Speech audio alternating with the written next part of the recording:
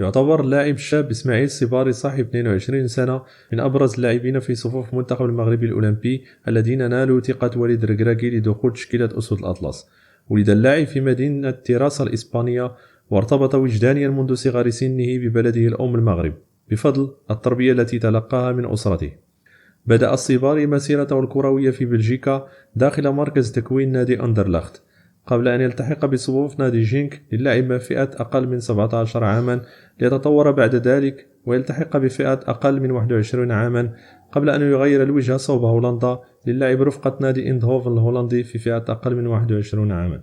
مستوى اللاعب المتميز جلب اهتمام مدرب رود فان نيستلروي الذي أقحمه للعب رفقة الفريق الأول، ليصبح في الوقت الحالي واحدة من أبرز نجوم الدوري الهولندي ومن بين الأكثر تأثيرا داخل فريقه. وخير دليل على ذلك الهدفين اللذان سجلهما في المباراة الأخيرة بدوري أبطال أوروبا أمام رينجرز الاسكتلندي. يتميز إسماعيل بشخصية هادئة ورغبة دائمة في التعلم، فهو من العناصر التي استطاعت اكتساب احترام الجماهير المغربية بأدائه القتالي داخل الملعب وقدرته على تقديم الإضافة، في انتظار أن يلمع نجمه مع كتيبة ركراكي الذي أعجب به وينتظر منه الشيء الكثير.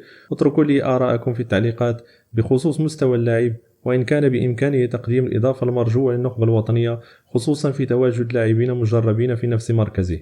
ودمتم سالمين. لا تنسى الإعجاب بالفيديو والاشتراك بالقناة مع الضغط على الجرس ليصلك كل جديد.